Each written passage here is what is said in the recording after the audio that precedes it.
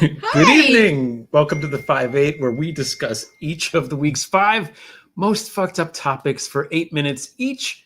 5 topics, 8 minutes, 2 hosts, a guest, some singing, a lot of curse words, and as many cocktails as we deem necessary. Hey, how are cheers. You? Good to see you. How are you? It's good to see you in person. Mm-hmm. I love being together in person. It's good. It's good. Surprise. Yeah. How was your week? Well, what happened this week? I can't remember. Oh, there's some lawnmowers going on. So sorry about that. I don't know what it is. I think it's over now. That just It was fine, and then the really loud noise as soon as we came on. Right. How was my week? I truly don't know. I really, really can't remember before a couple days ago, even what happened in the week. Yeah, I do. And I'm really trying to avoid the news. I'm paying attention to what I need to. It's all so dark. But it kind of whacks me. The news today, this afternoon, it whacks me. It's whatever the, what's that thing in that Netflix show, Stranger Things? The upside down. Yeah, the upside down. Whatever the upside down is of the share slap. Yeah. The reverse world. Right.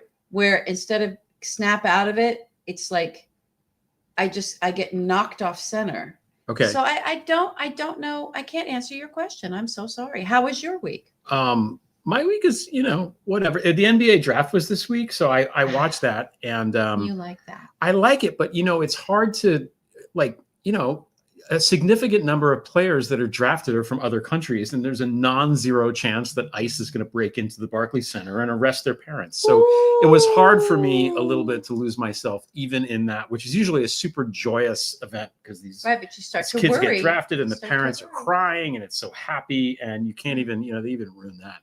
I don't know. I thought maybe of an idea for some sort of game, though. Oh. Because what year of Germany are we in? I think that's the game. Yeah. I think maybe 34 around now. I don't know. 34. Well, when did they start disappearing people? Veering to, I think, earlier than that. So, we're veering towards, I don't know. We haven't invaded Canada yet. That would be 39. So, I don't know. We'll see. We'll see. Oh, boy. Yeah. Dark. I don't even have any funny jokes. I'm sorry. I'm sorry. Yeah. I know. And we're together. And you would think that our chemistry would lift us up. I did have, the thing about JD Vance, right? Wait, what? Well, I mean, he went to he's having a fundraiser on Nantucket, right? And it's this, which anytime I hear the word Nantucket, you just think of the line. Yeah. So I wrote a limerick. Did you read my limerick?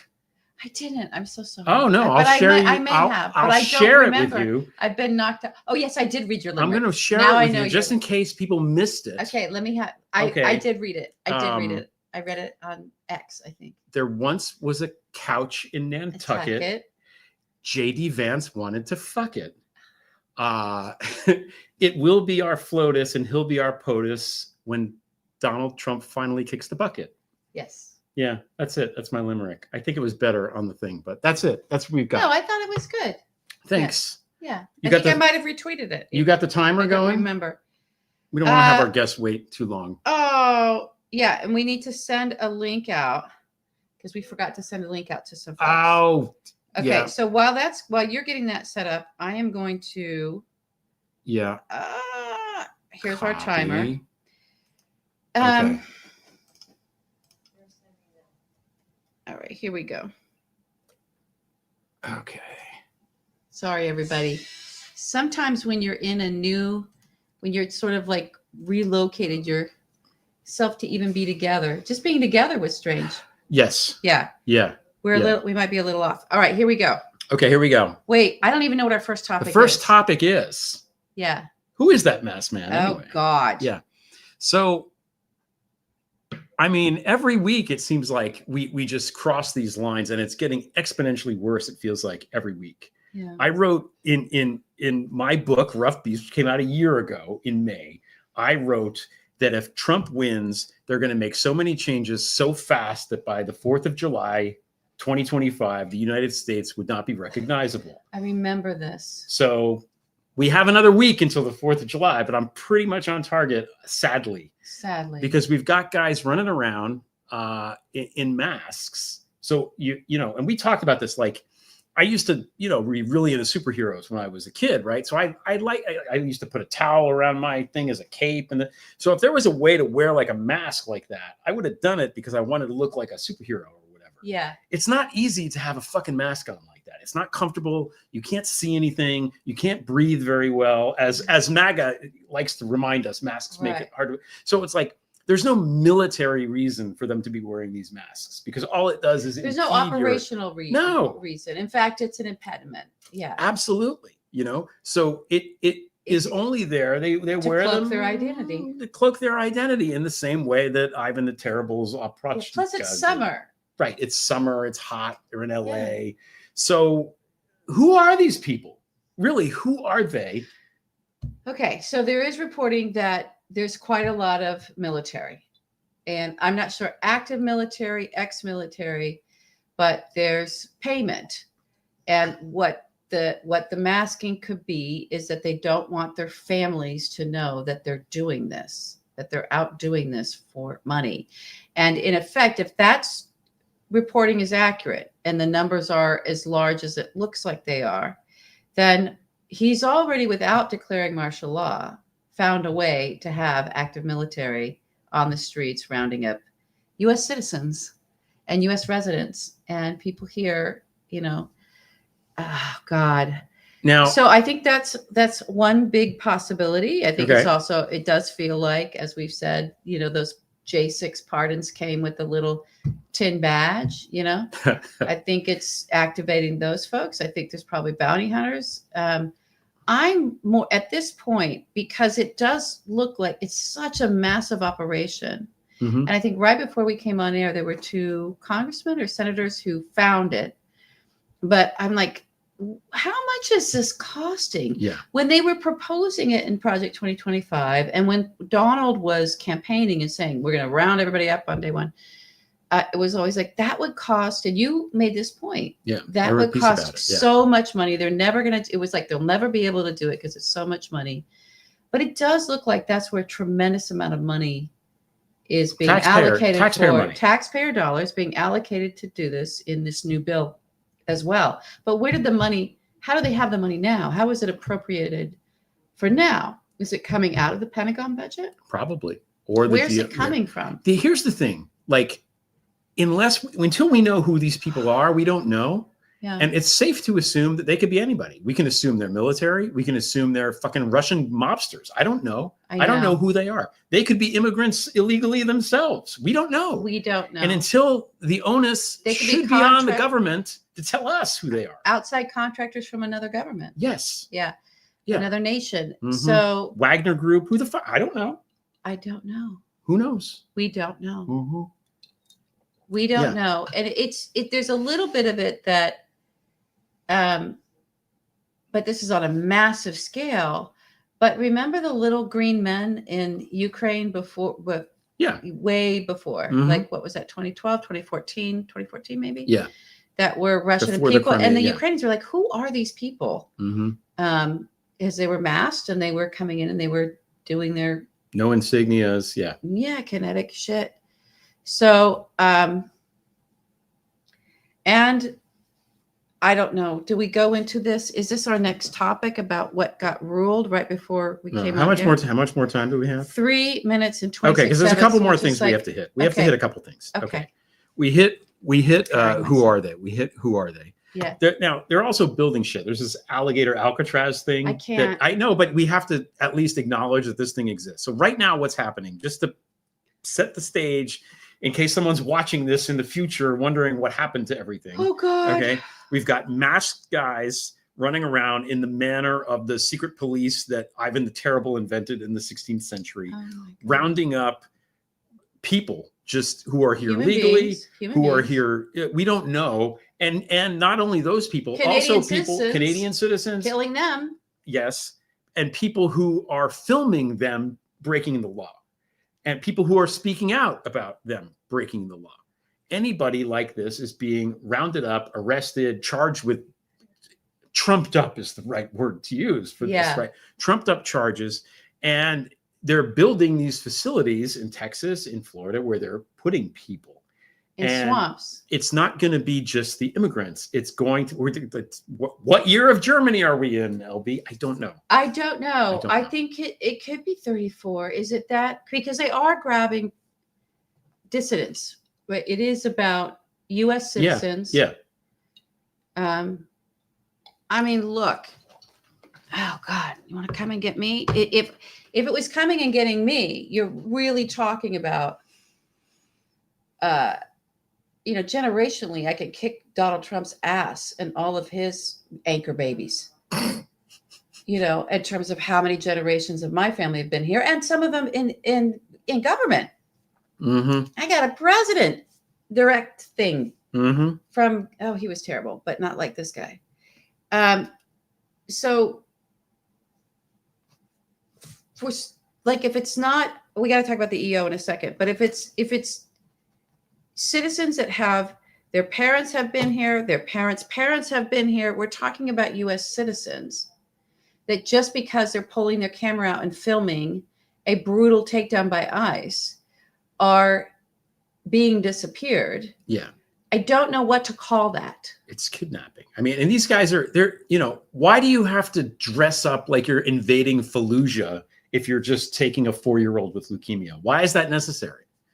I don't understand it, other than to, present as stormtroopers. They're stormtroopers, they're slave catchers, they're Nazi Gestapo. Because they're getting paid. We do know now there's like $42,000 per bounty quota. Mm-hmm. Yeah. Yeah. The quicker picker upper, I guess, right? Isn't that what bounty is? Yeah. Oh God. Yeah. Trump throwing it at the people in Puerto Rico who were suffering from that. Yeah. Anyway, it comes full circle. But you mentioned the thing about, well, your family has been here longer than Donald's anchor babies. But the thing of it is, it doesn't matter, because the laws don't matter anymore, because there's no logic to it. There's no fairness to it. Okay. And this will segue into the next topic. All right. But if you ask me, what's the difference between living under a fascist society and not? And it's all about the rule of law. When Trump and his minions and his disgusting people can just do whatever they want without any consequence, when the law doesn't apply to them, like that woman in Florida who had the ectopic pregnancy, okay, and the hospital was afraid to give her an abortion even though she was going to die. A medical procedure. Right. Yeah. It was medically necessary to save her life. Ectopic pregnancy means that it's outside the damn fallopian tubes and it cannot live. All it can do is make you go into sepsis and die. Mm-hmm. And they were afraid to do it. And she called the governor and everybody. The Republicans all assured them, oh, no. It's okay. You can do it for her. And then she got the care she needed, of course, because the laws don't apply to her because she's a Republican lawmaker. And then what did she do? Blame the Democrats. That's it. So when you have a situation like that, where these laws have no effect and they're just completely arbitrary, where are we? And that brings us to the Supreme Court stuff that we want to talk about. And your thing about federales. I had this reaction when Dobbs was overturned, mm-hmm. where the logic of the court, of the Supreme Court, was, well, we can't rule for every citizen. Right. Like it really was, that was the inside out argument. Mm-hmm. Underneath it all was like, the Supreme Court doesn't have the authority to rule for the citizenry because a body of citizenry that is united doesn't exist. We have to push this down to the states, and the states will decide what they want to do with their residents. Yeah. And at that point, I'm like, well, then you're literally, if you're the Supreme Court arguing that there is no such thing as federal jurisdiction or some kind of a governance over the entire people, that the court, when it comes to ensuring and enshrining the Constitution, it's that extra constitutionality that I think that's what he called it, Judge Luddick was speaking of this. There is a strain of thought that has been working its way through these extremist radical judges that are now on the Supreme Court and many in the federal courts and the circuit courts of that the courts aren't there to decide what the Constitution is. That the Constitution is the Constitution, and the court cannot weigh in on it. So it's like, what? It's so like you're literally arguing away your own, the reason, etc. So this ruling came down today from the Supreme Court with, of course, the three judges that aren't radical activist judges. They're just normal judges, dissented from, because it's so obscenely radical that the president, when the president orders puts an executive order in place, that a federal judge cannot rule on that in a way that covers all the states and all the U.S. residents. Yeah. That's literally what it was. It was like, no, even a federal court has no authority that's to what they rule for the entire body of states. So can't stop the king from doing whatever the king wants to do to his subjects. Mm-hmm. Because the Constitution is no longer about laws that govern us all. Or laws like this isn't like, some things are complicated legally. I'm not a lawyer. I don't like all that stuff. But like, okay, so but like birthright citizenship is in the fucking Constitution. It's in, there is an amendment that guarantees it. If you are born in the United States, you're a U.S. citizen. It says it in the fucking Constitution. Period. Yeah, period. That doesn't need to go to the Supreme Court. Just read the fucking document. This isn't hard. So the executive order that Trump put in place said he's playing around with birthright citizenship.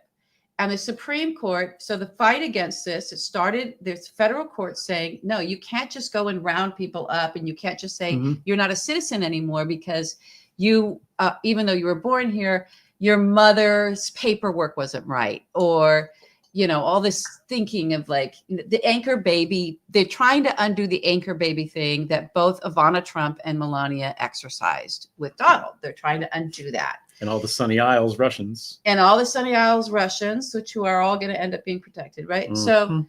So Donald put an executive order in place to do that. So the ruling wasn't on what you just said, whether birthright citizenship is protected in the Constitution.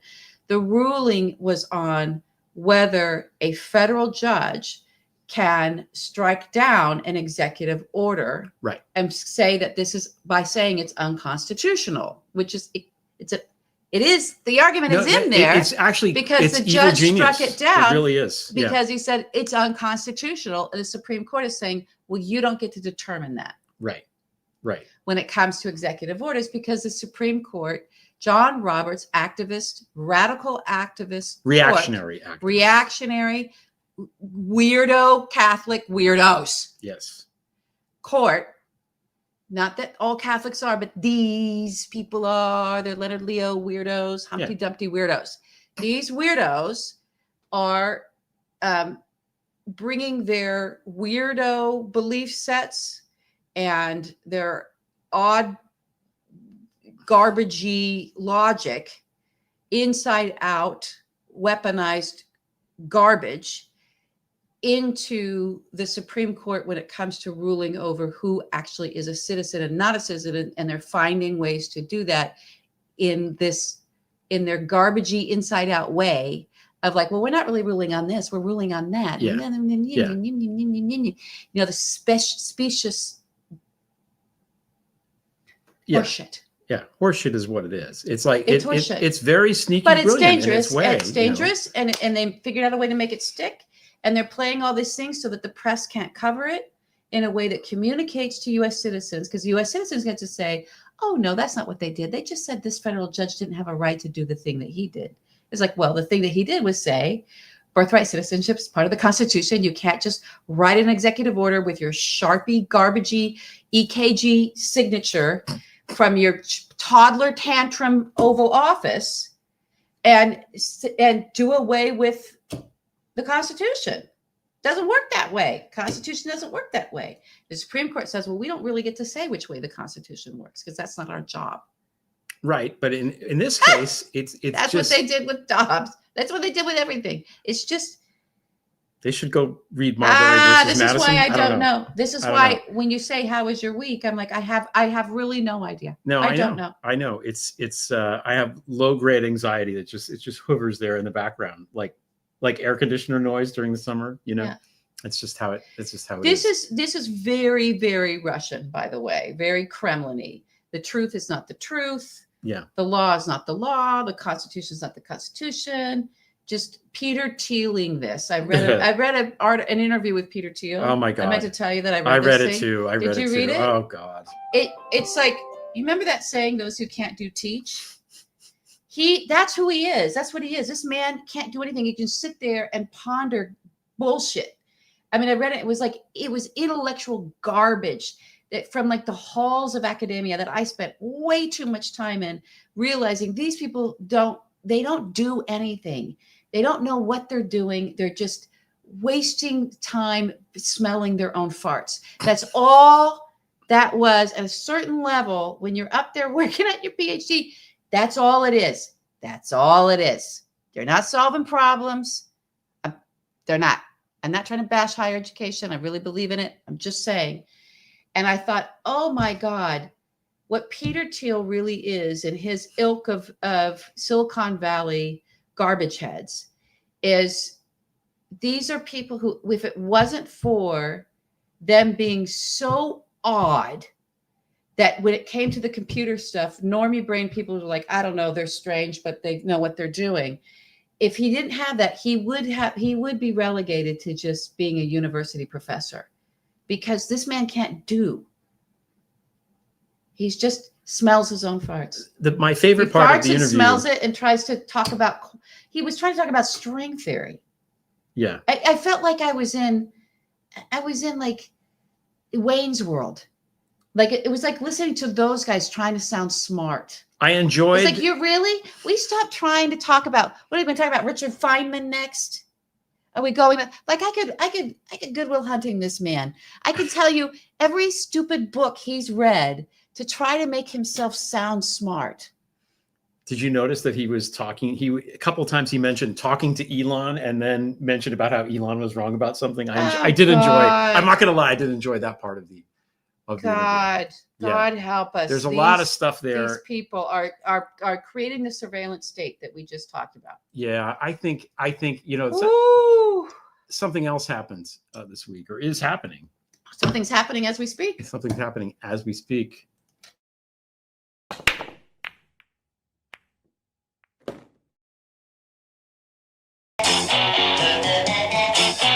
Kardashians, Oprah Winfrey, Ivanka Trump, Katy Perry, the ghost of Catherine de Medici, all in Venice, the Bezos, the wedding of Bezos.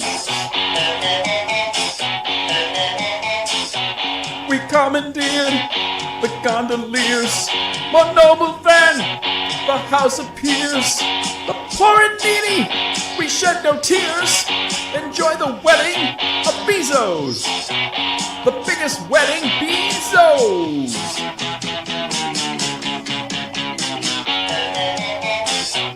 I own it all, your money's gone. You spent it all on Amazon. It could be worse, I'm not Elon. I am your emperor, Bezos.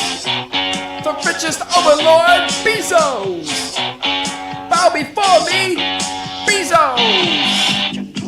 I can't say no to you, Lauren.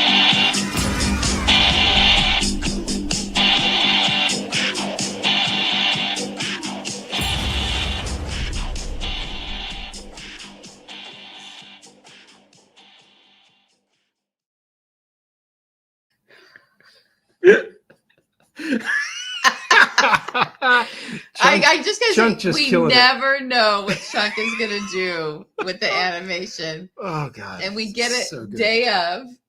So good, and it's just fantastic. That wedding is so. Anyway, we can talk about that later. Oh, our guest is waiting, and patiently. Patiently. And it's late there, and we have to bring her on. We want to hear what she has to say. Yes. She's been an advisor to the Georgian president and the prime minister of Moldova, among other people. She's an expert on Russian influence and information warfare, and she has a wonderful Substack called Great Power. Molly McKew, welcome back. How are you? Hey guys, how you doing? So happy to see you. Yes. I'm not muted, right? I can't see anything on this. No, you're tiny not screen. you're muted. good. Okay, good. It's good to see you too. Thank you for inviting me. And I'm sorry I couldn't come last week. That's fine. okay. That's Yeah. fine. We did a neat show. We needed to, which Yeah. is, no guest. Yeah. Yeah. But It was fine. We're happy to have you this week, coming up on 4th of July next week. Oh yeah, it is, isn't it? Oh, it Yeah. is. Oh, what year of Germany are we? What do you think? What do you think? I mean, still early 30s, but solidly into the phase where the hypermasculinity bullshit is being used to recruit Nazis. Oh, 32, 33. Yeah. Yeah. All right, that's not as Like far along. Hitler's favorite royal already has the full outfit. Like they're all in on this. You're right. Women are terrible, and men should be manly men, and we should be in charge of everything. And you're like, oh yes, sure, like great idea. How did you think of it? Yeah. Have you seen the Daddy's Home stuff? Do you know what we're talking about? I can't. I cannot with this. And yes, I have seen it, but I want to like scour my eyes with sand. I mean, I can't. These are, to me, though, this is part of a collection of things that when we do get to whatever the new thing is going to be, because we're definitely changing human beings. As Peter Thiel mentioned in the interview. Peter Thiel mentioned in the interview. We don't want to stagnate. No, we don't want to stagnate. Can't stagnate. Stagnation.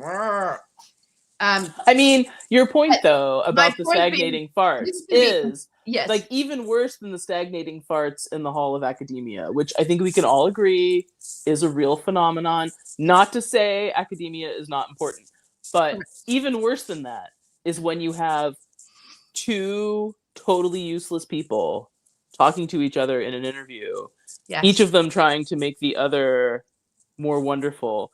And it's just like there's a point where you just like are like, why do we listen to anyone? Like, I don't understand. You're basically dismantling Wired magazine right now. But no, but I like Wired. I know you were one of your best pieces for Wired. I remember. I do like Wired. They put up with a lot from me, but yeah, I just and now everybody is talking to every one of the like dark enlightenment goons as if like, oh, if we talk to them, we will draw out the true genius, and then everyone will understand. And it's like, you're not gonna understand it because it's just kooky eugenics shit. Like it's garbage. That's it. Like it's it's men who don't want women in charge of anything, who will vote for anyone who is not a woman to be in charge of the things, and then like will tell you that giving up all your rights and freedoms so that they can just be in charge of everything while the rest of you die, probably of measles, is a great idea.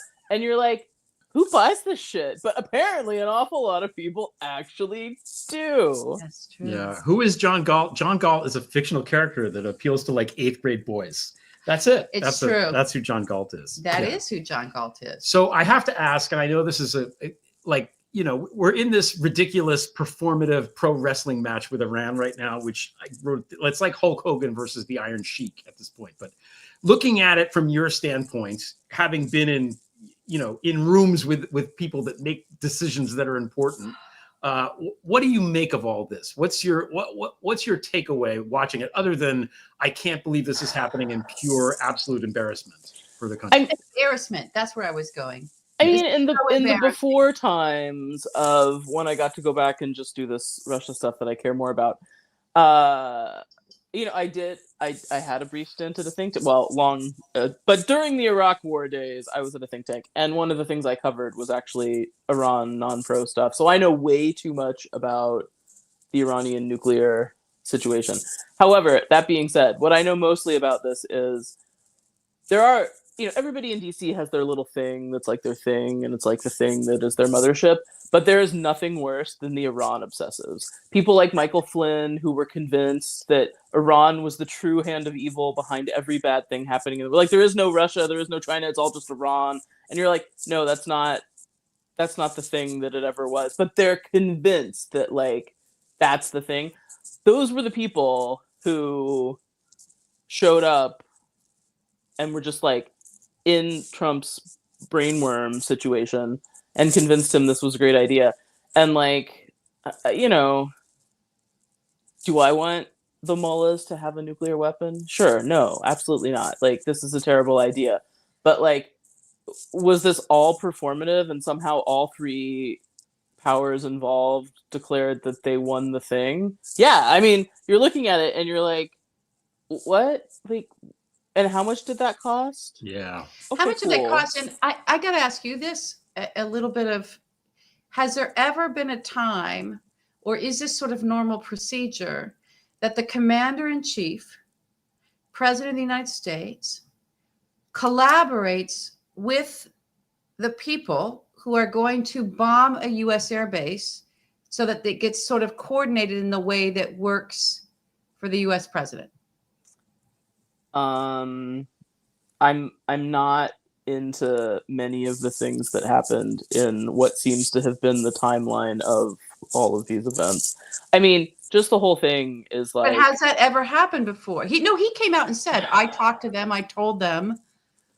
He said it was okay. 1 o'clock would be good. 1 o'clock. He gave them. He came out and told us. Now he might just be full of shit because he's full of shit a lot, and just sort of saying that because it makes it he's got some inside out thing where it makes him sound, he thinks it sounds like he was in control of the whole thing, and that's somehow good. But it does sound like he did this, warned. Molly. He said he does say, yeah, I think they were warned in that this time there seems to have been, at least I hope, significantly less injuries on any of our servicemen and women.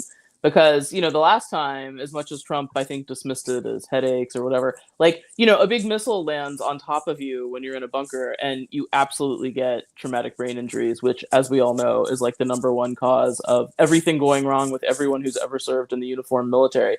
So, I hope it is true that we had enough warning that all of our significant assets, primarily our human assets, were moved out of harm's way in a real way. But I mean, at the same time, it just is like the dumbest. Like, so everybody got what they needed out. Like, Israel got a performative bombing that made their thing okay, and we got we were the biggest, baddest bombers dropping out. We got to do Top Gun. We got to do the second Top Gun. Everybody. Pete Hegseth wanted to see if our fighter pilots could do that in real life.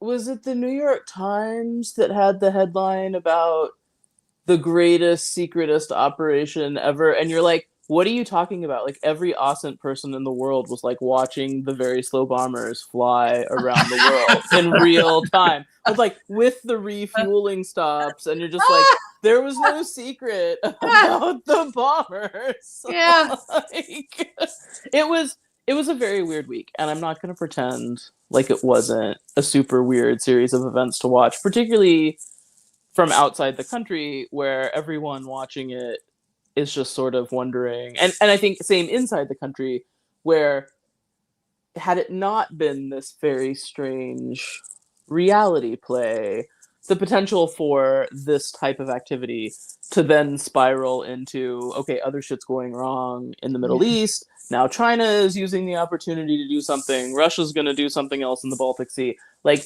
the opportunity for something that dumb, if the U.S. had actually decided to like do some ground war in Iran, to spiral into like some global scale chaos, like, that's a very real thing. And while I think a lot of it was fear projecting, and like the reality of a lot of those data points is not everybody is prepared for all of those things in a war.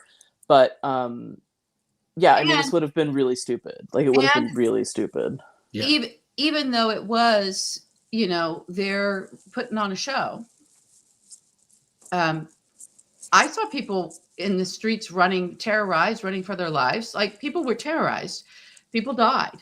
The show's not good if the actors don't perform. And when it's real people, you need them to be afraid. And I think this is the problem with a lot of the stuff that's happening in the US, outside of the US, where you have boys with toys talking to each other on the red phones, is a lot of people are paying the price for this type of, I don't even know what to describe it as, but it's not very democratic, and it is certainly not a good look for the United States of America in the world. Now you are still in Europe. You spent some time in the Baltics, and you were mentioning to us before we hit record and went live just how it is for you to be there in a different country and how it alters your perspective. So talk about that a little, because like, what do people think about us there now? Are there, have they given up on us, or do they know that, you know, it's just the crazies are in charge and we'll get rid of this guy eventually and swing back? Like what are you hearing and seeing? You know, it's really interesting. On the stuff that I work on Russia-related topics, obviously I go the places I go and I know the people I know because they're the ones who know more than us most of the time. And I have learned a lot from them.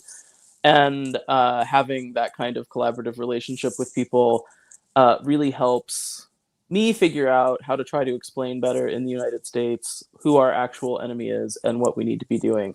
And so there's always been that dynamic for me of, when you're talking to anybody in the US, especially the US policy, whatever the blob, the term that we use, like when you're talking to people in the US who have worked on Russia for too long, there's all these like narrative parameters they live inside that are just false. And you start feeling crazy when you're talking to them because there's like an explanation for why nothing can be done about anything. And you're like, am I the crazy one? Like, I really feel crazy. And then you leave and you talk to real people and you're like, okay, wait, no, it's fine. Like, I am not the crazy one. I'm actually like, maybe a little more sane than some others. And it used to just be on the stuff that I worked on related to Russia. And now it's like everything. And you are in the States, and yeah, sure, people see the news and nobody's happy about it, but everybody is buying groceries and walking their dogs and going to work. And it's like, you know, what are you going to do? So normalized. Yeah. And then you leave and everybody's like, what is going on? Like, what is this story? And they show you some story because the foreign news coverage of what's happening in the US is so much better than what we get from our mainstream media. And there is great coverage happening locally from independent reporters, from great newsletters, from, you know, people just cataloging stuff themselves in the street. But none of that gets the national boost of big media. And when you see the kind of coverage that's happening overseas, especially in Europe, in our other allied nations who really care about the state of American democracy and overall sanity and ability to be a security guarantee and economic guarantee in the world, yeah, it looks pretty bad and nuts. And it's just so much easier to see the bad nutsness from way outside the black hole at the center of the galaxy than in the middle where you're just spinning around it all the time. I felt a lot better like the day after I left, and I was just like, oh, like this is okay. Like now I actually have mental space to write something down on paper. It was good to leave and do productive things and not be caught in the spiral so much. But I think it is so hard for Americans to understand how far, I mean, they see the way Europeans are talking about us because we talk a lot about this particular security aspect, but how far beyond us people have already moved. And if you talk to like Indonesia, the Philippines, like countries we don't even really talk about most of the time because it's just like so far down the list of priorities for the United States, nobody is waiting around for us to figure our shit out. Like they're just like, you guys do you, we're gonna move on with stuff. And the overall power structures that used to be US global police, and I know we don't like it, but like that was a really useful thing for us to have. It was really useful. So useful. And then all the soft power stuff, which we just evaporated for absolutely no reason. Well, and then the craziness that will do the economic disruption. So you have security, like the social goodness and the economic disruptions that are all now caused by us, not bolstered by us, problem solved by us. Everybody's just like, you know, we're kind of done with that. And the cost to us as a nation of losing all of that invisible web that used to support us as individuals working in the world when we were doing anything, charity work, diplomatic work, business work, security work. That's all gone. And as a nation, like, that goodwill is really evaporated. And I think, you were mentioning the daddy's home It went situation. fast. But the NATO summit this week, like, the real message was, like, keep it short, just get Trump in and out of here so there ain't going to be a blow up. But the real message was, what they're worried about is us. Like, it's like there was so much less focus on real enemy threats because we're actually the immediate threat in terms of upsetting security. And it is good that they're going to spend more. It is good that they have a better security vision for Europe now, absent the US, should we evaporate. All of these things are good and positive, but just the changed dynamic of how the pieces are fitting together really put us all at greater danger. So we're talking 1939. Yeah. Germany now. Swell. Yeah. I guess. I mean, nobody left the NATO summit saying peace in our time, so we're okay for a few more months. You wrote a really great piece on your Substack, which again is called Great Power, and everything you write is great there, and it makes me feel smarter, and it also makes me feel sane because there's so much bullshit going around, so much bad information, disinformation, misinformation, malinformation. There's different words for this stuff. I learned that this week. And but talk a little bit about this thin blue line piece, because you alluded to it before about how people in the United States looking at Russia have these little rules and things that they think, and they wind up being wrong about half of this stuff. So just talk a little bit about the overarching themes in that piece, just so people watching get a sense of it. I'm glad that you like that piece. Thin Blue and Yellow Line was the title, because actually it's about Ukraine. But for me, it was a long piece. I tend to write long form pieces, as all y'all who read my things know. But I do that for a reason, which is, the 600 to 800 word op-ed format of here's an idea, and because I'm right, it's the idea, and then the idea again, and goodbye. It's just not what's going to change any of our minds or give us more nuance in what's going on. And I actually think that's really important. And the piece, looking at the beginning of the mass enforcement raids that are happening, the deployment of the National Guard and the Marines in California to help this stuff, seeing the kind of lines that are being blurred and crossed, and the argumentation that's being used by this administration to do those things. Like, for me, it's just all connected to the real security threats that we face, which begins with the fact that Russia attacked the United States of America in 2015 and 2016.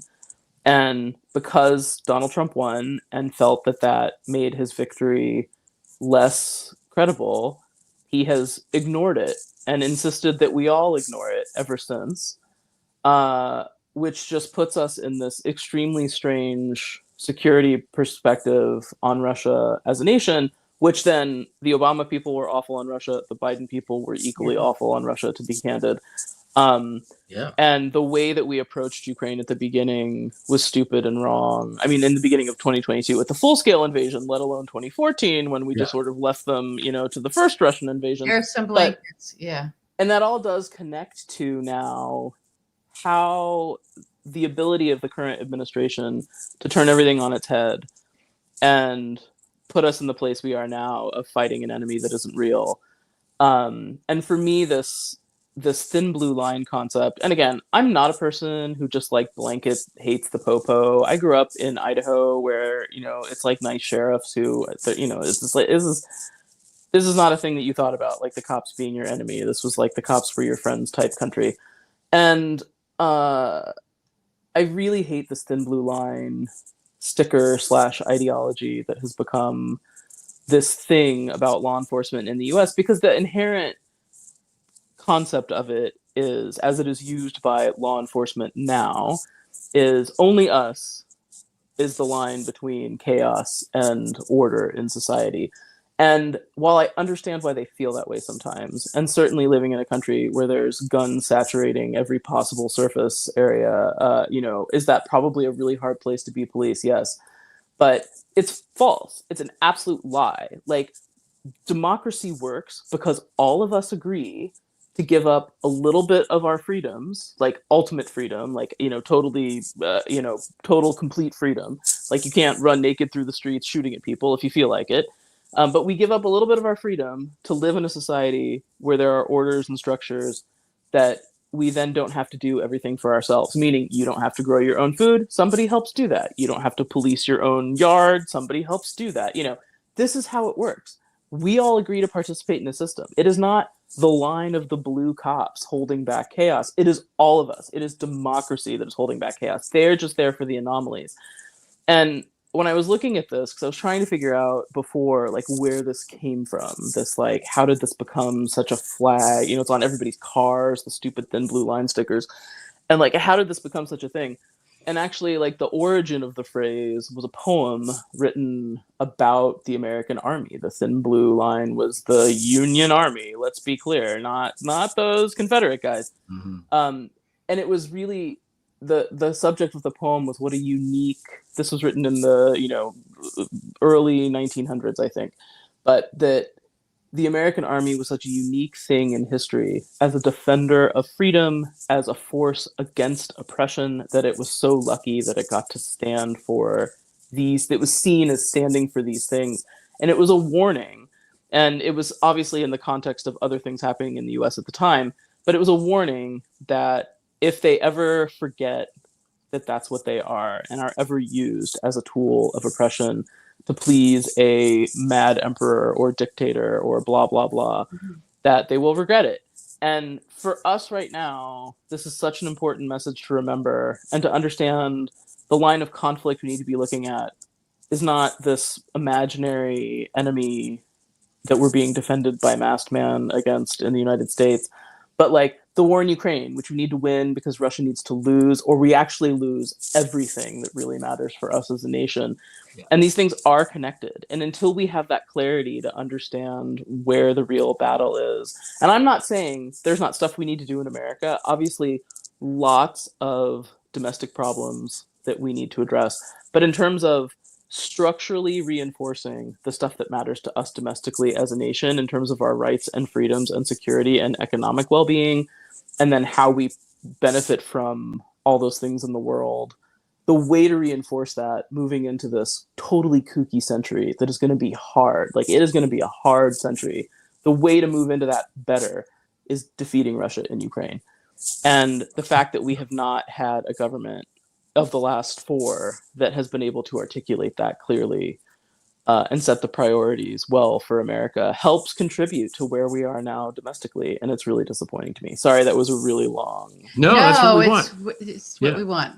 But it is like, it was a hard piece to write because there's like 8 sections or whatever that don't actually really connect to each other, except they do. Like, it's a progression of how we get from getting this wrong, like we have to deny 2016 all the way down to where we are now, and that those things really do matter and they are connected, and we're failing our allies, we're failing Ukraine, we're failing ourselves, we're failing as a nation. One another. Yeah, we're failing this nation. Yeah. No, and Ukraine has strategically, it's a valuable place. Yes. It's the largest country in Europe. Russia's two different grain. It's right in the middle of Europe. It's just crazy that we're not in there all the time. And all we had to do was give them more arms and money. We didn't have to send troops in. We didn't have to do anything. And even if you don't believe any of the big, democracy rhetoric about Ukraine winning and Russia losing, just where it is now in terms of the cost, if Ukraine loses or Russia is allowed to seem the victor now, Ukraine is the biggest country in Europe. It is extremely arable land and valuable resources in Europe. It is a big country of, now many displaced, but 44 million people in Europe. And it is the biggest standing army in Europe by a significant amount, with the most combat If you exclude Russia, because it can go be its own Eurasian thing. Well, the most combat experience, but also with, we may have held back very critical resources, but boy, did they learn how to use what they do have. So it's a modern army as well. Yeah. And what we don't want is them being occupied by Russia and have to fight for the Russians, and then they fucking hate us, and then they're on the other side. And that is like a thing that could happen if we're actually stupid enough to think that we can just walk away from Ukraine and somehow that war is going to end, which it's not. Like, I don't think the Ukrainians have any intention of not continuing to fight for themselves. And yes, it will be hard and bloody and terrible. And no, that is not a thing I want or cheer for. But they know what it looks like. They know what Russian occupation looks like. It's stolen children and people tortured and abused, and, arbitrary disappearances and executions. And like that, like, this is the modern stuff. That's not even the Soviet stuff where they starved them to death. Like, this is just the modern, like, stuff happening in the occupied territories. Nobody wants that. And at this point, because we have deprived them of the necessary resources to conduct the war in a sensible way, they've had to fill the gaps themselves, and they don't need as much of our fancy, extremely expensive shit. They can just make their own shit out of spare parts, and they're doing just fine. And it's a little nuts, this experiment that has been run on, can you fight a war without any of the things that you need to fight the war? But the Ukrainians have risen to that challenge in an absolutely amazing and admirable way, and that is because of their human resources, 100%. That is the only thing they have, is the people and the will of the people and the will of their leadership to let the will of the people mean something. And it's such an incredible place to be and to speak to anyone and to know and to see any of the stuff that's actually happening and how that happens. And the fact that anybody could look at that and be like, nah, let's go like fight some guys at the southern border. What? Like, no, what? Yeah. You mentioned it in your piece, like anybody that talked to anybody in Kyiv knew that they weren't going to just surrender and run away. Like, they weren't just going to do that. I was at the Ukrainian Institute in New York a couple weeks ago with journalists that are there covering the stuff. And there was a Ukrainian journalist there, and she said basically, why, when asked why they keep fighting, her answer was, war is bearable, occupation is not. Yeah. Yeah, and I think absolutely, they're going to keep fighting. So the sooner it ends, the better, and they need to win. And there's all these, stupid nuances in the Russian stuff, and again, often misrepresented in how it is written about or talked about in our media. But there is this strange competition between the Russian intelligence and security services, right? Like, there's the military intelligence guys and the FSB guys and the foreign intelligence guys, whatever. But it's been a hard thing to understand in Ukraine that the conduct of the war has been such shit. And they are now learning, adapting more. There is still a lot of shit, but like, there is a different Russian army on the field than there was. But the beginning of the full-scale invasion in 2022, like, the Russian army was such shit. But the occupation authority, which is under more of the FSB structure, was absolutely the same Stalinist manuals, and they were so efficient and so good at what they were doing so quickly. And the early reporting out of the, especially at the beginning part where there was a lot of occupation, deoccupation, like lines going back and forth, but any of the time you saw the reporting coming from the recently deoccupied regions, it was just like, oh, it's those guys still. And the Ukrainians know. Everybody knows. They all know all the guys who have been the prisoners of war, who have been exchanged back, the civilian detainees that have been exchanged back, the kids who have escaped from Russian kidnapping and come back. Like, they all know what these people have been through. Nobody is not tortured and maimed and like just absolutely horrific things done to them. Okay, they don't torture the kids, but psychologically, yes. Yeah. But like, they all know. Like, nobody's like, oh, we can just stop fighting and it'll be just fine. Like, it's not fine. I mean, maybe Trump could just say ceasefire and then everything will be fine. That usually isn't the Well, he did try Vladimir Stop. It didn't work, but maybe if we put it on a mug. Yeah. Only if it's made in China. Only if it's made in China. Now, one more question, and then we're going to move on to the next topic, which is there was a report which you said, I can't remember who was writing about it, that the United States government wants to basically make it harder to for people to get tried for war crimes. Yeah. So which tracks. But what's your take on that? I mean, Putin is committing war crimes like on the regular, obviously in Ukraine. I mean, horrible stuff. As people watching this show know from Zarina's reporting. But what's your do you think that they're afraid that they're going to one day wind up at the ICC? Like, what do you think? I mean, look, the U.S. has always had sort of a stupid, unhelpful. I mean, it's not stupid. I understand where it comes from. The U.S. has always had a very nuanced position about the ICC, which can be unnuanced into it's a really great idea, but it doesn't apply to us.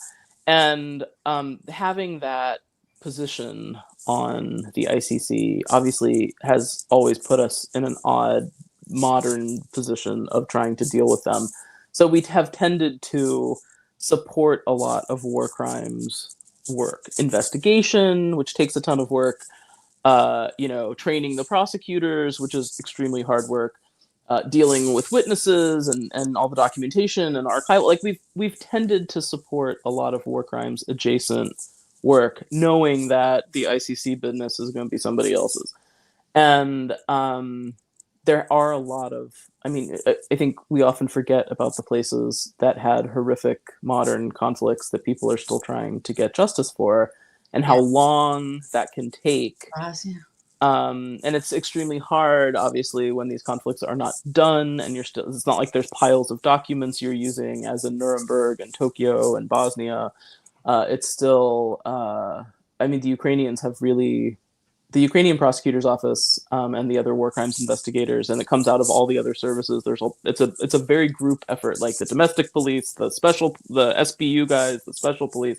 There's a zillion different contributions to, including civilian volunteer NGOs. There's a zillion different contributions to how Ukraine is trying to document and bring justice for Russian war crimes against Ukrainians.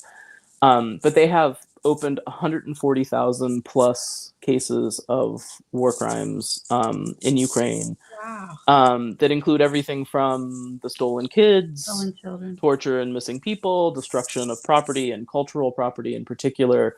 Targeting civilians, every apartment building that is hit, that is a war crime. But the cultural, there's so many things on the list of like, actually, these meet the criteria of genocide, right? But the way that they have systematically gone about doing this, bringing in new technology tools, what they're doing is so hard to describe in terms of its complexity, in finally bringing justice to anything Moscow has done to any of its adjacent peoples. Like, there's a whole century of crimes that we just decided to like we don't have time to deal with Stalin and his nonsense. Like, we'll just do these other things. But like, it's a generational effort, and it's so important, and it is so expensive and hard to do in terms of the human hours needed to do this kind of prosecution work. And the U.S. has just decided to not fund any of that anymore. And I don't just mean for Ukraine, but although I think that is the specific reason why this is sort of, though we're not going to do this anymore. But that also includes stuff that was happening for Sudan, things in Myanmar, like all sorts of other efforts to bring clarity and documentation to atrocity crimes. And understanding, of course, how these things happened and how important they are. What I always keep thinking of, especially in the context of Ukraine, is, there's the famous sort of Eisenhower, shows up at a liberated camp, and the horrificness of what he was seeing, which nobody really believed was what was happening, right? They didn't have pictures. They had no idea what it looked like. They didn't think the stories could possibly be real, that this is what was happening to Jews and others, but primarily Jews in Europe. And, he gets there and he looks around and he turns to the military guys with him and he goes, get all the film everything, take all the pictures. And the guys are like, no, we can't. It's too awful. Nobody wants to see this. And he's like, that's exactly the point. If you don't document it, nobody is ever going to believe that this happened. And those film reels and photos and accounts from those first people that they talked to in that camp were absolutely critical to, I think people forget now, having, you know, we've done 70 years of let's figure out that the Holocaust happened and how awful it was, and how much work Jewish communities had to do to convince people that that happened. Like at the end of World War II, nobody really knew what the Holocaust was, or like like nobody believed any of this. And doing that storytelling and making this sort of a cultural touch point we all know and observe and have learned from, like that came out of the fact that dudes like Eisenhower didn't let it get erased. And it would have been so much harder for all of the work that Jews had to do to show this history happened if there wasn't that initial documentation. And I think that's what I keep thinking of for Ukraine now, is this is the most documented war, right? Like zillions of hours of drone footage, body cams, dudes on the street filming things with their cameras, like everything is documented. But being able to use that as historical documentation, as prosecutorial documentation, is really complex. And I think just making sure that all of that is preserved, especially as we have seen in these more recent years, lots of tech bros deciding to delete whole archives of things from the internet as if it never happened. Like making sure all of that is preserved, no matter who is in charge of what and decides, we're not really interested in putting Putin on trial. Like, I'm interested in putting Putin on trial. The Ukrainians are interested in putting Putin on trial. The Estonians and Lithuanians and Latvians are interested in putting Putin on trial. And I think that just needs to happen. And the US deciding it's not interested in that as a concept because of all the things the State Department is no longer funding, that is one of 10,000 trillion, right?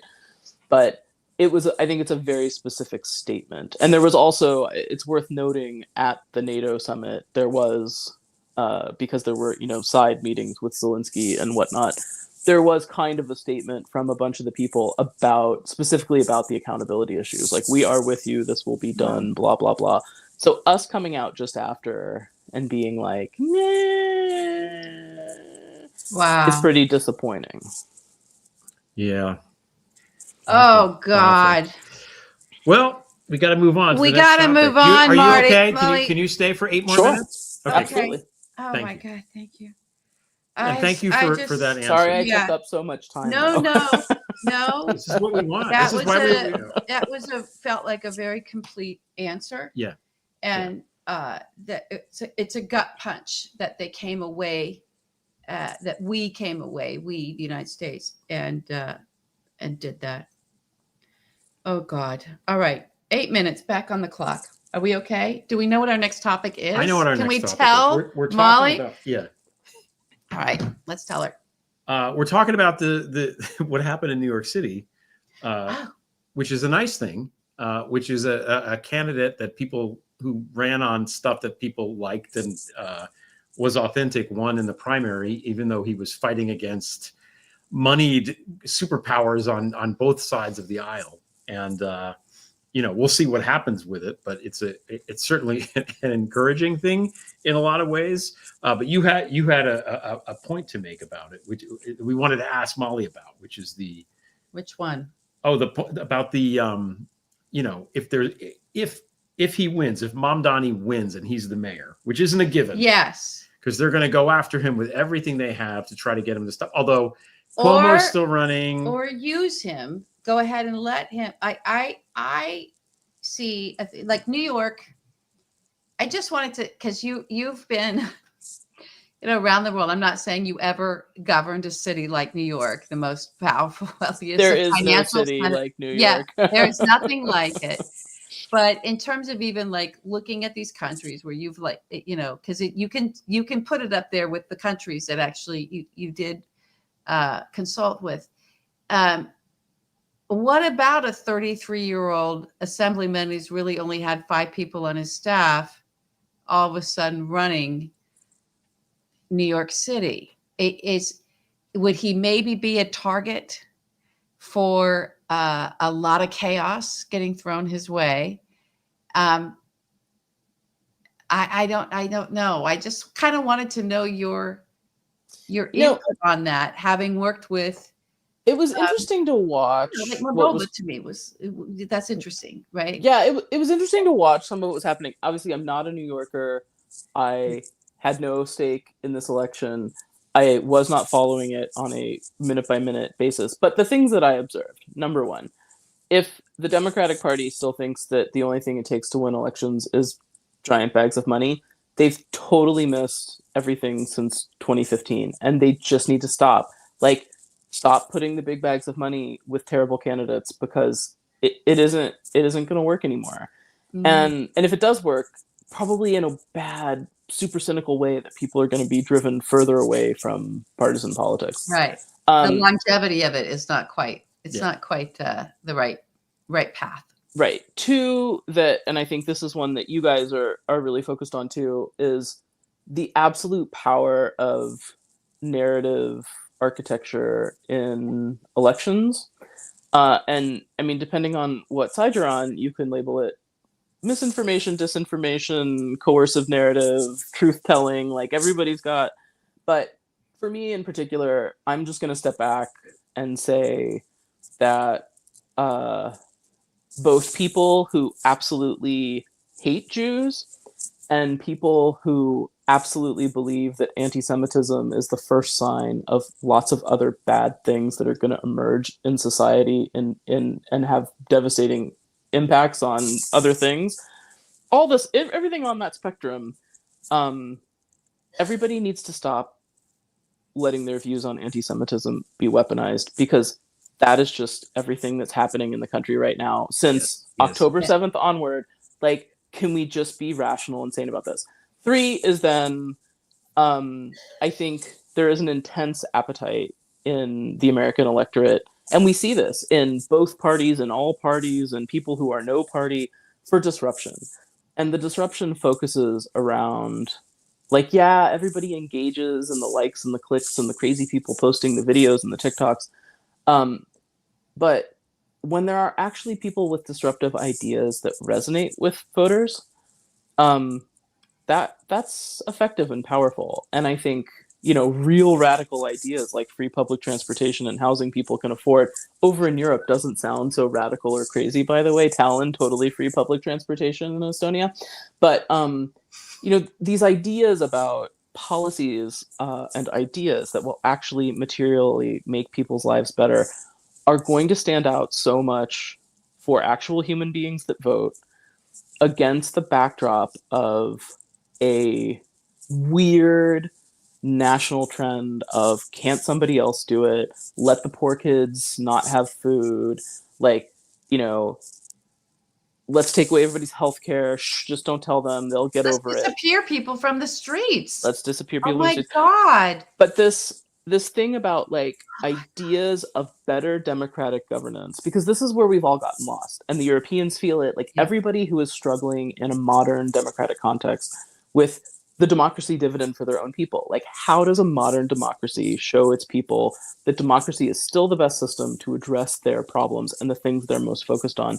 And I think everybody has sort of, in the emergence of technologies and how information reaches us and how we interact with ideas of governance, our actual legislators, like, we want to talk to them online directly, all of this has changed how democracy works.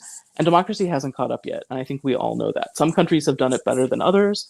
The US is, like, the furthest back. And so seeing these moments of disruptive ideas resonating with people in ways that overcome every hurdle of how elections are supposed to work in the US, to me, just indicates that there's this much bigger appetite for real change. And it doesn't need to be radical in a progressive sense. I think we have seen radical in a conservative sense in many things in the United States too. But there's a real appetite for significant disruption. And unless people can, from either party, from whatever party that wants to win this, unless people can harness that understanding, and in particular, I think the Democrats are very far behind on this in the US. I think the conservatives have done better about harnessing the radicalism towards things that are not things I really love. but unless they can harness that energy, they will have no input into who the people are that are emerging from this disruptive time. And it would be good. Yeah. Yeah, it would be good if everybody was like on the same boat on this one. I know. I think it goes back to 2. Yeah. I think 2 is impacting 3. So just to say, we were talking in our production meeting of like, my 2 being this sort of, everybody needs to just like take a step back and stop allowing whatever, your position is on anti-Semitism to not be weaponized. And it just like, I'm so, and I think that's at the core of it. It's also like your positions on women being weaponized. Like there's all these echoes of how trans people, how it's all just weaponized. And my thing that fell out of my mouth about it was like, we're all being led by that weaponization, led like sheep, off of the cliff's edge while our fist is raised and we're shouting, "Fuck the cliff." But going over, it's like, this is madness. Yeah. If we can, and by the way, one of the people, we can move on, but one of the people shouting "Fuck the cliff" that was showing that he was susceptible to all of that is the person that just got elevated, which is why people are reacting to him. He was, that's my issue, is just like, you're so young, you don't have a staff, and you allowed yourself to be swept up into something that was a weaponization of the horrible events that actually are happening that are horrible.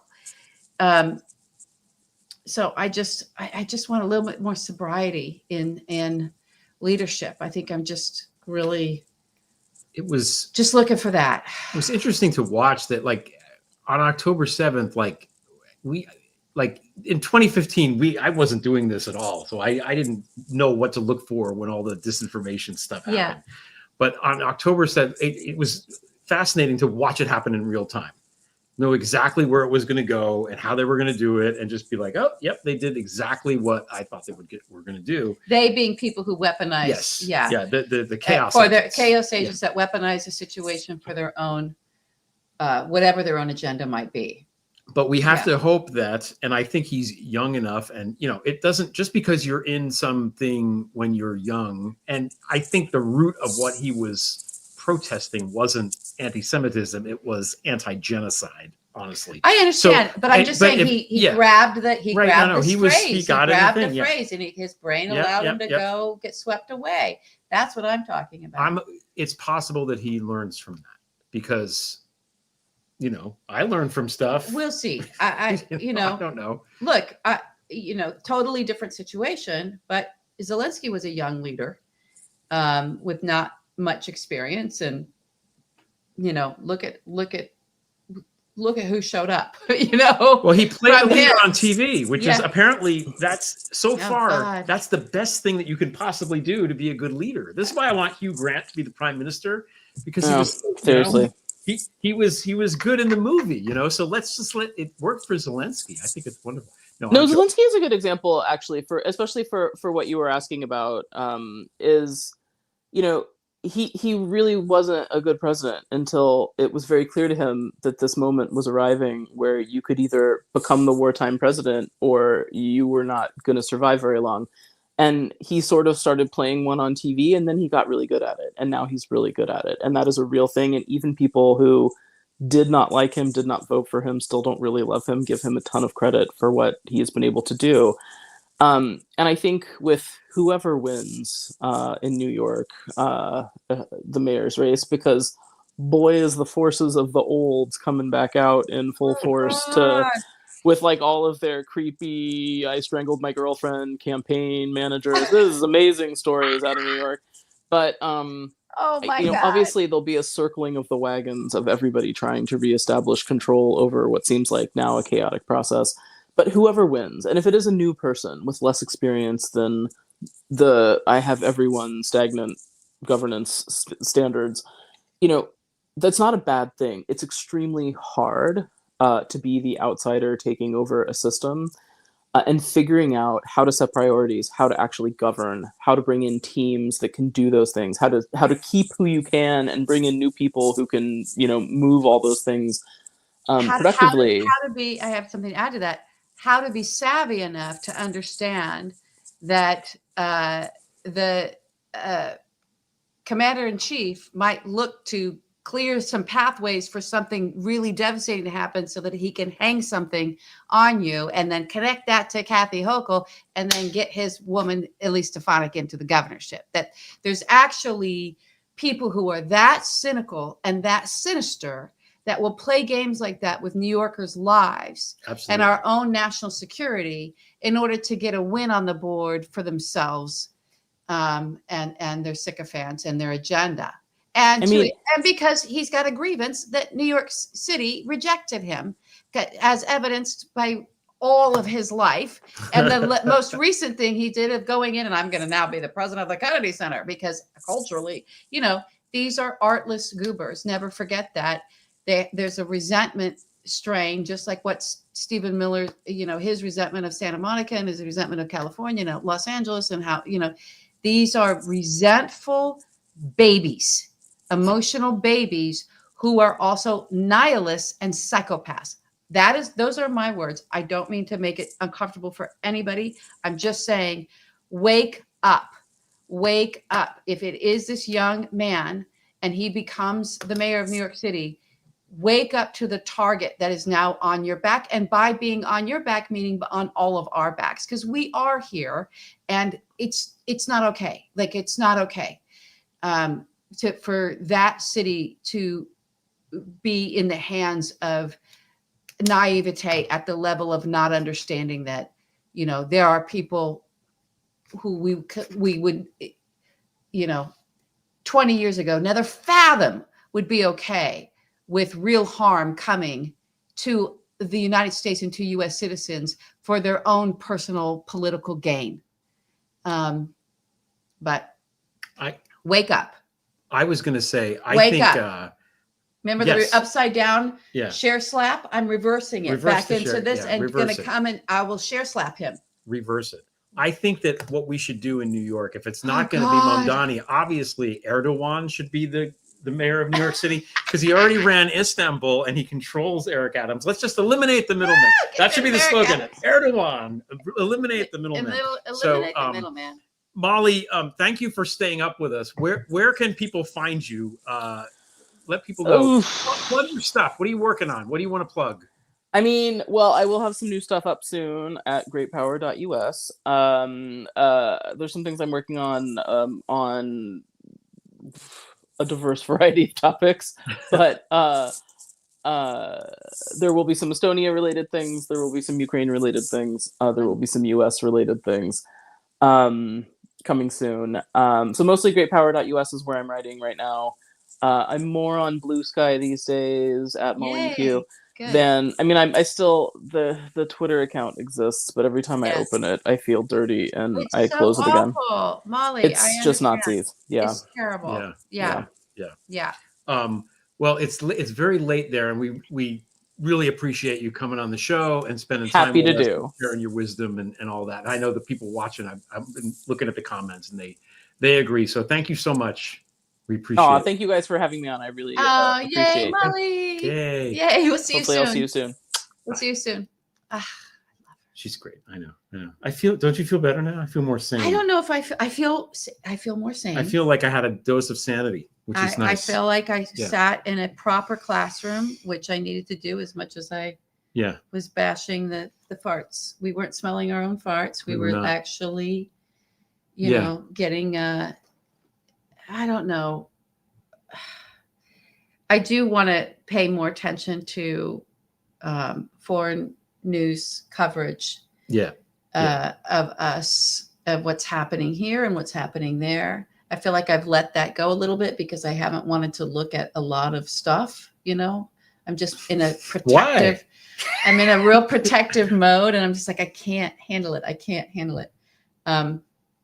And as soon as I was like even prepping for this show tonight, I just felt it's just dark out there. It's dark. So it's dark. And I appreciate someone saying, yeah, it is dark. And, but there are places you can go that aren't here. Right. I'm ready to run Estonia's away. not dark. Certainly in the I'm summer. ready it's, to run away. you know, No, it's that's daylight. Daylight continues. till like, 11:30 at night or whatever. Continues. So, all right. Do we have any All right, announcements? it's getting late. We don't have announcements, do we? I don't know. I just want to say thank you for watching. Next week, we're not on. Next week we're not going to be on next week. Yeah. It is the 4th of July. There are fireworks at night, and we're gonna take the week off. Yeah, we might be hiding. No. I don't know. No. Yeah, no, I'm gonna go enjoy. I know it's like whatever, but it's I Yeah. have a lake life to. Yeah, and there might be something cooking that weekend over the weekend. I don't know. Yeah, maybe we might do see. something. Like a live. Yeah, we might thing. figure something out. We'll see. But I want to say, thanks for watching, and please, hit the if you don't. I'm sure everyone watching this is already subscribing, but hit the subscribe button if you're not subscribing, and share it with other people. Ask somebody this. Yeah. All they have to do is hit the button, and it helps us a lot. So We're trying to grow our numbers. Yeah, it's all about the damn algorithm. It's Algorithm. difficult. Yeah, but it's good. Like I love our people. All I right. know. Last topic. Let's make it super quick. I'm going to put it Okay. on to 5 minutes. I don't even know what it is. What is it? It's boycott evil. Man. Evil. Boycott evil. Boycott That's evil. what it is. Oh yay! I'm so Yeah. happy. I mean, yeah, boycott evil. We need to talk about your idea. Your idea of we have We need something. there's ideas of boycotts, but what's the opposite to the upside down of the a boycott upside down of it. is to support businesses that are fighting fascism. There right? are some businesses that, I mean, we're in America, money talks. I don't see Americans. Maybe we're getting to a place where we'll be ready to do an economic strike. Americans don't like that. So like things will have to get pretty dire. We're gonna have to get to 1939 for real in our real lives, Germany. And then I think maybe it will happen. But prior to that, I would love, it can be us. I just don't know that we have that poll. Maybe we can look for other places, maybe folks that are doing this.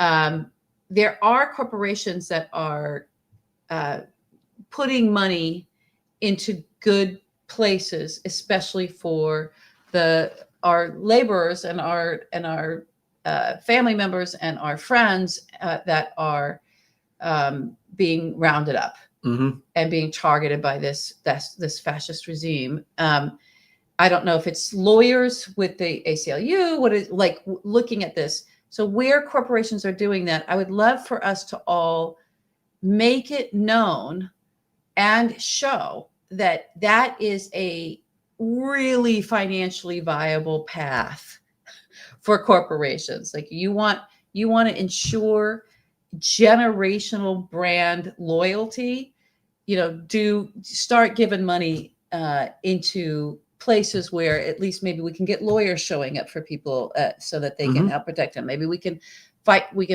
what we need to fight. Maybe there's organizers and groups that can receive some funds and maybe some organizational help so that we can actually truly resist what is happening. Because yes, every sand that we can throw in the gears is helpful, every grain of sand, but I think some bigger action needs to happen. I would love to see something trending on TikTok and sweeping something to where there's that. And then there's the list of people, probably all of them are at the Jeff Bezos wedding as we speak. These revolting human beings with all of this wealth that are luxuriating and rubbing it all over themselves while talking about how great Trump is because they're getting wealthier and wealthier and wealthier. How do we boycott them and support the corporations that actually or encourage corporations to do good, make it a financial win? We should have called that segment Venetian Blind. Costco card. We should have called it Venetian Blind. Venetian that would have been good. Blind. That would have been good. It's a great Gatsby themed wedding, and it's in fucking Venice. These people are so dumb. I don't get it. Oh God, I I don't read. It's You Great think Gatsby is Lauren a- Sanchez is a reader? Maybe. I don't know. I don't know this person. I don't know anything about her, but I it don't seems, know this person. I don't know what it. Nothing makes sense to me. I don't know. I think the person that called her revolting should win a Nobel Prize. Literature. They wrote it down. I think so. Yeah. I don't know. At You know least how a Pulitzer. like when you go on Amazon, the Amazon branded things pop up first, Yeah. even though they're kind of crappier. Like that's I Yeah. feel like you pop up wife, and that's what happens. But Oh God. it's just really gross. I don't understand it at all.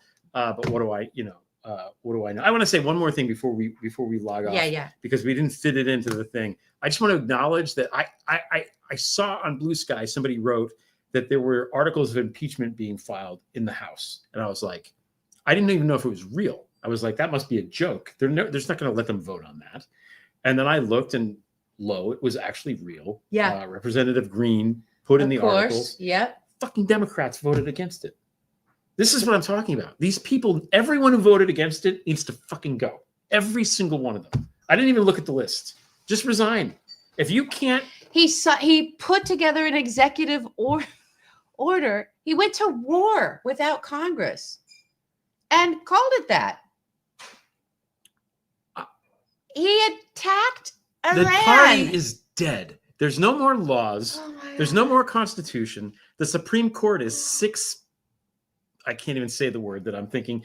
And, and the Democrats are useless. So I hope, the future of the country, maybe. I hate to, no pressure, Mamdani. Listen. But like it's AOC and Jasmine and Mamdani and some of the, Chris Murphy. I don't even know who it is. I'm telling you, we are so far right of boom. I'm not going to say, and I would never, like, to me, I can't get off of the, I get stopped by that Obama line, we're going to be okay. I'm stopped by that. We're not okay. We're not okay. We're not going to be okay. It's like, it's like anything else. We're being traumatized. Like this is. Are we going to get through this? We're going to get through it.